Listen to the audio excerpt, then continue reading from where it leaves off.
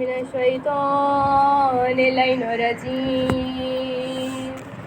بسم اللہ الرحمن الرحیم الحمد للہ رب العالمین الصلاۃ والسلام علی اشرف الانبیاء والمرسلین خاتم النبی مولانا ابوالقاسم محمد صلی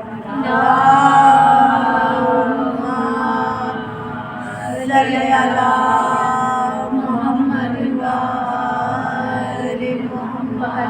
تبارک فی کتابہ المجید والفرقان الحمید وقول الحق بسم اللہ الرحمن الرحیم انما یرید اللہ لیذہب عنکم رجس اہل البیت ویطہرکم تطہیرا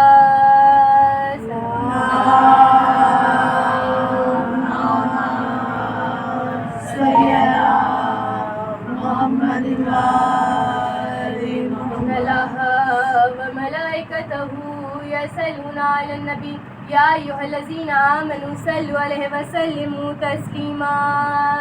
صلوات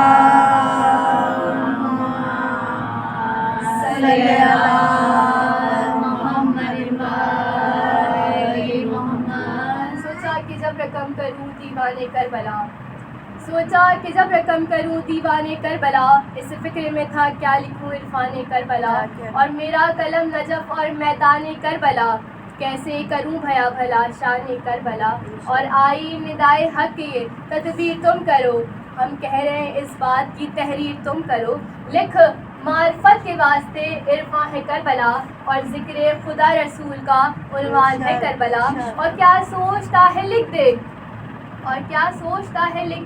جو کل کائنات ہے ایک سجدہ حسین کی ادنی زکوٰۃ ہے اور لا ریب دین حق ہے تو نشانی حسین ہے حقا کی لا الہ کا بانی حسین ہے اور دریائے حق کا لیے تو روانی حسین ہے ہر غم کی پیاس کے لیے پانی حسین ہے اور ہمیشہ فرماتے ہیں کہ لوگوں میں ناتواں نہیں ہوں وقت امام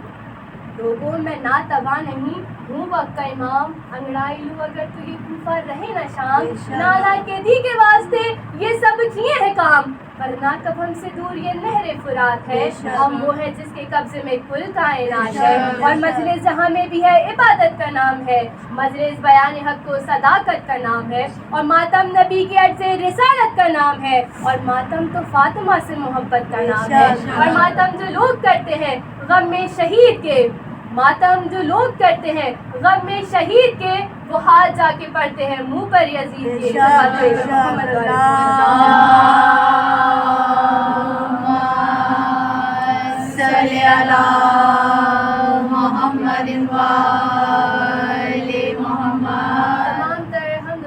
ذات واحد کے لیے کہ جو ہم تمام انسان کو بنانے والا ہے وہ پروردگار عالم ایسا مہربان ایسا کریم ایسا نہایت رحم کرنے والا کہ جو کہتا ہے کہ میں 70 ماؤں سے زیادہ محبت کرتا ہوں تو پروردگار عالم جتنی ایک ماں محبت کرتی ہے تو پروردگار عالم کہہ رہا ہے کہ میں 70 ماؤں سے زیادہ محبت کرتا ہوں پروردگار عالم نے ہمیں اتنی نعمت عطا کی کہ پروردگار عالم کہہ رہا ہے کہ دیکھو اگر میری عبادت کرنا چاہتے ہو تو میری محبت میں کرو نہ کہ میرے خوف میں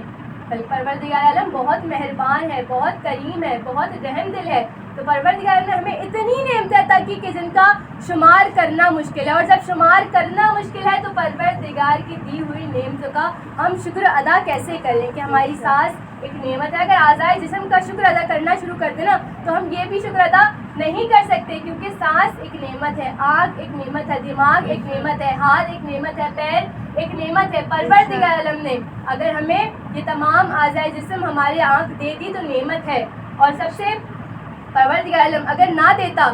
کیونکہ اگر کوئی نہ کسی کو نہ دیا تو ہم اور آپ یہ نہیں کہہ سکتے کہ پروردگار عالم نے اس میں کوئی عیب رکھا ہے کیونکہ پروردگار عالم قرآن مجید میں ارشاد فرماتا ہے کہ میری بنائی ہوئی شے بے عیب ہے یعنی اس میں کوئی عیب نہیں ہے اب ہم اور آپ اس میں کہہ نہیں سکتے کہ اگر اس کی آنکھیں نہیں ہیں تو پروردگار عالم نے اس میں کوئی عیب رکھا ہے بلکہ ایسے لوگوں کو بھی پروردگار عالم نے اگر اس دنیا میں بھیجا تو ہم جیسے انسانوں کے لیے کہ ہم جو پروردگار عالم کا آنکھ دے دی شکر ادا نہیں کرتے، لیکن اگر کسی کی آنکھوں کو دیکھ لیتے ہیں کہ بینائی نہیں ہے تو ہم شکر ادا کرتے ہیں کہ پروردگار عالم تیرا شکر ہے کہ تو نے ہمیں آنکھیں دی ہیں۔ تو ایسے لوگوں سے پروردگار عالم کار ہدایت دے رہا ہے۔ اگر کوئی معذور ہے، ہمارے ہاتھ چل رہے ہیں، پیر چل رہے ہیں، دیکھ کر کہتے ہیں کہ بھائی الہ تیرا شکر ہے کہ تو نے ہمیں کام کرنے کے لیے ہاتھ تو دیے، لیکن ہم ناشکر انسان اتنی دی ہوئی نعمتیں اگر ذرا سی پریشانی آ جائے تو خدا سے کہہ دیتے کہ یا اللہ کیا ہماری زندگی میں پریشانیاں لکھنی، جو نعمتیں عطا کرتا جا رہا ہے اس کا شکر ادا نہیں کرا، فقط ایک پریشانی کے آ جانے پہ پروردگار ہم سے شکوہ کر دیتے ہیں۔ اور سب سے بڑی نعمت فرش عزائے حسین جو پروردگار عالم نے ہم اور آپ کو دیا کہ جہاں پر آنا عبادت ہے، جہاں کا ذکر سننا عبادت ہے، جہاں پر ذکر کرنا عبادت ہے۔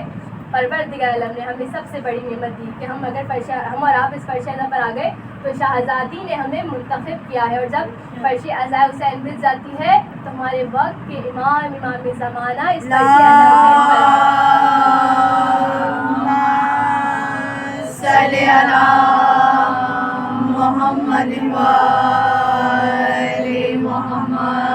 فرش عزائے حسین پر آ جاتے ہیں اور شہزادی جنت کی شہزادی اس فرش عزائے حسین پر آ جاتی ہیں اور ہمارے آنے والوں کے نام مقرر کر دیتی ہیں کہ اس فرش عزائے حسین پر کون کون موجود ہوگا۔ تو کیا کہنا شہزادی کا، کیا اور ہم خوش نصیب ہیں کہ ہم ایسے مسلک میں آئے کہ جہاں 1,24,000 انبیاء کا تو ذکر ہوتا ہے فرش عزائے سے، یعنی کہ کوئی ایسی محفل کہاں ایسی جلسے نہیں ہوتے کہ جہاں دیکھا جائے کہ 1,24,000 کا ذکر ہو رہا ہو، کہ جہاں رسول کا ذکر ہو رہا ہو، جہاں اصحاب کا ذکر ہو رہا ہو، جہاں اہل بیت کا ذکر ہو رہا ہو۔ فقط اور فقط فرش عزائے حسین کی زینت ہے کہ جہاں 1,24,000 کا ذکر ہم سنتے بھی ہیں، اور ان کی یعنی ہم اہل بیت کا ذکر سنتے ہیں، 12 امام کا تذکرہ سنتے بھی ہیں، یہاں تک کہ ان کے اصحاب کا ذکر بھی ہم ان سے سنتے ہیں۔ تو سب سے بڑی نعمت پروردگار نے ہمیں رکھ دی، تو ہمیں کیا پروردگار کا شکر ادا کرنا چاہیے۔ اور بات ہے ہم تو سنا ہمارے تمام تر درود و سلام ان پاک ہستیوں پر جو بجے تک یہ کائنات ہے، سب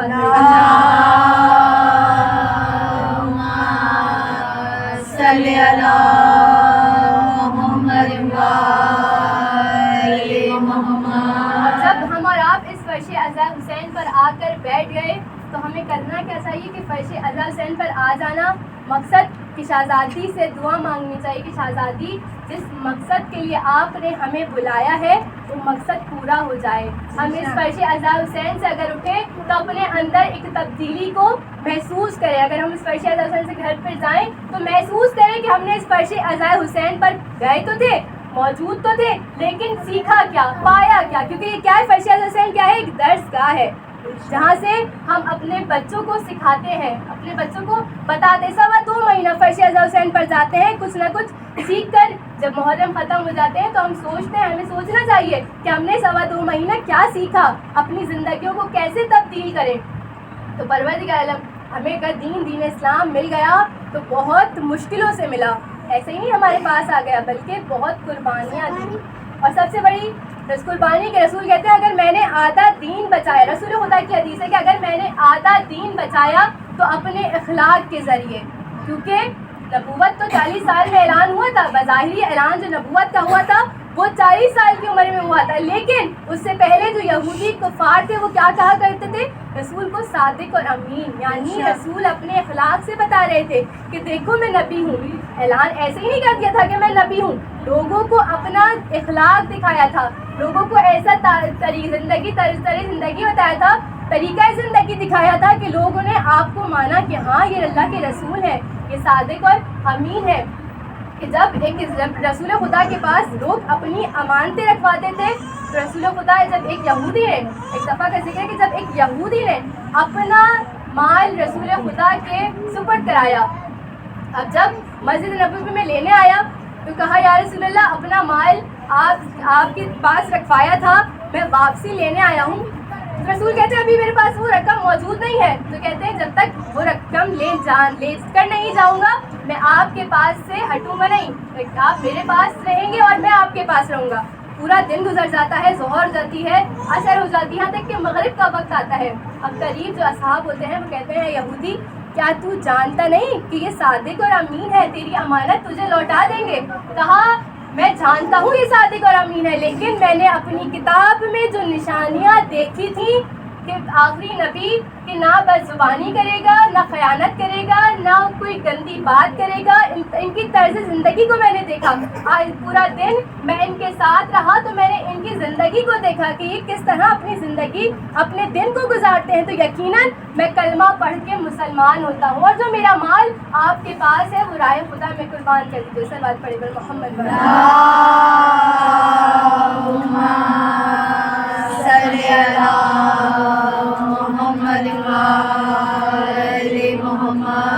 اور اگر ہم اخلاق علی دیکھیں تو کیا کہنا مولائے کائنات کا کہ دو دینی بھائی مولائے کائنات کے گھر میں مہمان ہوئے. جب مجلس سے فارغ ہوئے, خطبے سے فارغ ہوئے, تو مولائے کائنات ان دو شخص کو اپنے گھر لے آئے. اب جب گھر لے آئے تو رشتہ کیا تھا؟ باپ اور بیٹے کا رشتہ تھا. اب جب کھانے کا وقت ہوا تو کمبر نے کھانا لگوایا, اور جو مہمان تھے باپ کا ہاتھ دھلانے کے لیے کمبر آگے بڑھے, تو مولائے کائنات نے کمبر کے ہاتھوں سے پانی لیا اور خود اپنے ہاتھ سے ان کے ہاتھوں کو دلایا, جبکہ وہ کہتے تھے یاری آپ ہاتھ نہ دلائیں. مولائے کائنات قسم دے رہے ہیں کہ تم مجھ سے اپنے ہاتھوں کو دلواؤ, یقیناً تم میرے مہمان ہو, میں چاہتا ہوں کہ تمہاری مہمان نوازی کروں. جب مولائے کائنات باپ کی ہاتھ دلا چکے ہوتے ہیں تو اب بیٹا ہوتا ہے, تو محمد حنیفہ کو وہ پانی دیتے ہیں مولائے کائنات, تو کہتے ہیں کہ دیکھو دین اسلام میں یہ دین ہمیں شامل ہے کہ اگر کوئی شخص مہمان ہو تو دیکھو اگر یہ بیٹا میرے گھر مہمان ہوتا تو یقیناً سب سے پہلے میں اس کا ہاتھ دلاتا, لیکن اب باپ اور بیٹا ہے تو میرا کام کیا ہے کہ میں باپ کے ہاتھ دلاؤں, اور تم میرے بیٹے ہو تو یقیناً تم اس کا ہاتھ دلاؤ گے. تو وہ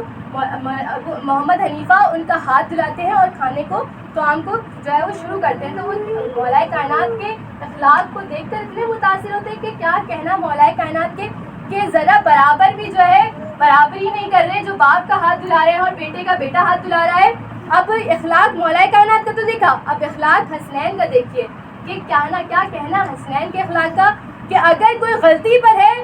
تو کہہ نہیں رہے کہ آپ غلطی کر رہے ہیں. اگر کوئی بڑا غلطی کر رہا ہے تو حسنین نے کبھی بظاہر جا کے سامنے سے یہ نہیں کہا کہ آپ غلطی کر رہے ہیں, آپ کو ایسا نہیں کرنا چاہیے. اس کی مثال کہ جب ایک بزرگ مسجد نبوی میں وضو کر رہے تھے, سب کا سنا ہوا کا ہوگا واقعہ ہے کہ جب ایک ضعیف بزرگ مسجد نبوی میں وضو کر رہے تھے تو حسنین سامنے تھے, دیکھا کہ وضو غلط کر رہے ہیں, جا کر نہیں کہا کہ دیکھو تم غلط وضو کر رہے ہو. دونوں نے کیا فیصلہ کیا, امام حسنین آئے وضو خانے میں اور وضو کرنا شروع کیا. اب بزرگ سے کہتے ہیں کہ دیکھیں ہم وضو کرتے جاتے ہیں, آپ بتائیے گا کہ کس کا وضو صحیح ہے. وہ بزرگ جانتے ہیں کہ یہ سردار ہے, یہ جنت کے سردار ہیں, یہ رسول کے نواسے ہیں, مشکل کشا کے فرزند ہیں, کہ ان کا وضو کیسے خراب ہو سکتا ہے. تو جیسے ہی وضو کو دیکھا کہا حسنین میں جانتا ہوں کہ یقیناً میرا وضو غلط تھا, آپ کا وضو صحیح ہے, میں جانتا ہوں کہ میں غلطی پر تھا. کیا اخلاق ہے, ہمیں کیا سیکھنا ہے اہل بیت کا اخلاق, کہ اگر حدیث محمد باقر علیہ السلام فرماتے ہیں صلی اللہ محمد روز قیامت ایک وہ شخص ہوگا کہ جس کا اخلاق بہترین ہوگا, اور اس کے برابر وہ شخص ہوگا کہ جو دن میں روزہ رکھتا تھا اور راتوں کو عبادتیں کرتا تھا, یعنی ان دونوں کا ثواب اور اجر برابر ہوگا. رسول خدا کے ارشاد فرماتے ہیں کہ روز محشر سب سے زیادہ نزدیک وہ شخص ہوگا کہ جس کا اخلاق بہترین ہوگا, جس کا اخلاق تم میں سے بہترین ہوگا. اور اب اخلاق اگر ہم دیکھیں, اگر کوئی مشکل آ جائے تو ہم سب کچھ بھول جاتے ہیں. حسین سفر پہ ہے, پانی پاس نہیں ہے, لیکن ہر آیا, اخلاق بتا رہے ہیں کہ ہر آیا, ہر کے لشکر کے پاس پانی نہیں تھا, دیکھ رہے تھے کہ سامنے سے لشکر آ رہا ہے. عباس نے کہا کہ عباس سامنے سے جو لشکر آ رہا ہے اس کو پانی پلاؤ. چاہتے تو عباس بھی کہہ دیتے کہ آقا ہمارے پاس بھی تو پانی نہیں ہے, لیکن غلام آقا کی ایسی پیروی, کہا امام سے کہا کہ ابھی ہم پانی پلاتے ہیں. اب جیسے ہی روایت میں ہے کہ ہر کے لشکر کا ایک سپاہی تھا جو اتنا پیاسا تھا کہ گھوڑے پہ سوار تھا, لیکن پیاس کا یہ عالم تھا کہ غش پہ غش آ رہے تھے کہ وہ گھوڑے سے زمین پر آیا, یا حسین دوڑتے ہوئے آئے, اپنے ہاتھوں سے اس کو پانی پلایا. روایت میں ہے کہ حسین نے اپنے ہاتھوں سے اس کو پانی پلایا. اور جب حر کا لشکر سیراب ہو گیا تو اب ایسے میں حسین, جب حر نے امام کے لشکر کو روکنا چاہا تو امام نے بلند آواز میں کہا تھا کہ کون ہے جو ہمارے لشکر کو روک سکے؟ اے حر, تیری ماں تیرے غم میں بیٹھے. تو حسین جانتے تھے کہ ماں کا اگر میں ماں کا حوالہ دوں گا تو یقیناً اس کے ذہن میں بھی میری ماں یاد آ جائے گی. جب حر اپنے لشکر میں گیا تو کیا ہوا, اس کے دل میں ایک ملامت سی تھی کہ جب 7 محرم کو التش کی صدائیں خیمے میں سے بلند ہو رہی تھی تو حر کے دل میں ملامت تھی کہ جس نے میرے لشکر کو سراب کیا آج اس کے بیٹے, اس کے فرزند آج وہ پیاسا ہے. تو وہ اپنے لشکر سے چلا, اور جب امام حسین کے لشکر میں آیا تو کیا دیکھا کہ جب اس نے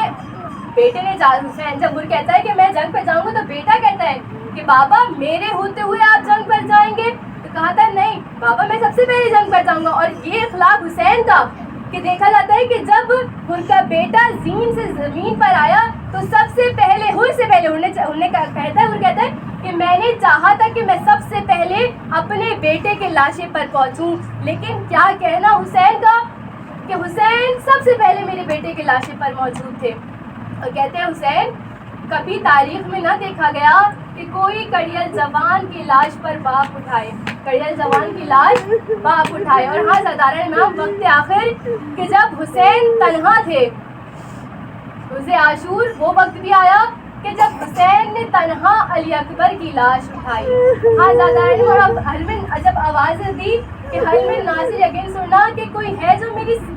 میری مدد کو آئے, تو راوی کہتے ہیں مقتل میں لاشیں تڑپ رہے تھے کہ آقا ایک بار جنگ کی اجازت مل جائے تو ہم پھر زندہ ہو جائیں اور آپ پر اپنی جانیں نثار کر دیں. ہاں زاداران امام, یا حسین نے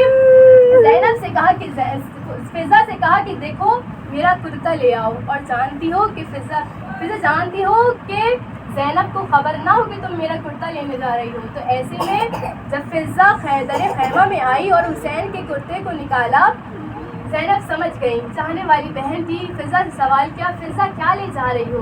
تو کہا شہزادی کچھ نہیں. پھر فضا سے کہا فضا کیا لے جا رہی ہو؟ کہا شہزادی کچھ نہیں. تو پھر زینب نے کہا تھا فضا یہ کیوں نہیں کہتی کہ میرے بھائی کا کفن لے جا رہی ہو؟ ہاں زاداران امام, روز عاشور حسین وہ کرتا جو حسین نے وہ کرتے کو اس طرح پہنا کہ وہ کرتا پھر بھی دوبارہ تار کیا. شہزادی زینب دیکھ رہی ہے کہ بھیا اس کرتے کو تار کر رہے ہیں. تو کہا تھا حسین بھیا اس کرتے کو کیوں تار کرتے تھے؟ کہ کہا شہزادی آپ نہیں جانتی کہ مقتل میں فوج یزید اس کرتے کو بھی نہ چھوڑے گی. ہاں زاداران امام, حسین مقتل میں آئے, کہیں سے تیر آئے کہیں سے تبر آئے, اور میرا مولا زین سے زمین پر آیا تو میرا امام زیارت ناحیہ میں کہتا ہے کہ سلام ہو شہید پر کہ جس کا لاشا نہ زین پر تھا نہ زمین پر کے تیروں پر معلق تھا. آزاداران امام جانتے ہیں جب لاشے حسین کو لوٹا گیا نا تو ایک سپاہی ایسا تھا وہ کہتا ہے بڑی دیر لگی مجھے لاشے حسین تک پہنچنے میں. میں جب لاشے حسین پر پہنچا میں نے دیکھا حسین کے لاشے پر کچھ موجود نہیں ہے, ایک کرتا ہے جو بندھا ہوا ہے, جس تار سے بندھا ہوا ہے. میں نے چاہا وہ تار لے لوں کہ بیچ کر کچھ مال مل جائے گا. ایسے میں نے دیکھا حسین نے اس تار کو اپنے ہاتھوں سے روکا. اس نے کہا میں نے بڑی محنت کی کہ حسین کا ہاتھ ہٹ جائے, لیکن حسین ہاتھ کو نہ ہٹاتے تھے. ارے میری تلوار کو نکالا, حسین کا ہاتھ کرتا کر دیا. آزاداران امام, جب 12 محرم کو لاشا حسین پہ زینب آئی ہے نا تو ایک صدا کو بلند کیا, کیا تم میرے بھائی حسین ہو؟ مدینے کی جانب رخ کیا, نانا یہ آپ کا حسین ہے. آزاداران امام, حسین کے لاشے کو چھوڑا. راوی بیان کرتا ہے کہ جب قافلے کو اسیر کیا گیا نا, امام سجاد جو خون روئے, امام سے کسی نے سوال کیا کہ مولا شہادت تو آپ کی میراث تھی, پھر اتنا گریا؟ کہا دیکھو شہادت تو بھی ہماری میراث تھی, لیکن پھوپھیوں ماں کو رسن بستہ دیکھنا, بے پردہ دیکھنا یہ ہماری میراث نہ تھی. حضرت امام سجاد خون ہوتے رہے اور کہتے رہے الشام الشام الشام. پھر کسی نے سوال کیا اے مولا کہ دربار تو کوفے کا بھی تھا لیکن شام کا بازار تھا. وہ شام کا بازار ایسا تھا کہ جزا میری پھوپھی اماں نے 15,000 کو کھڑی ہو کر سنا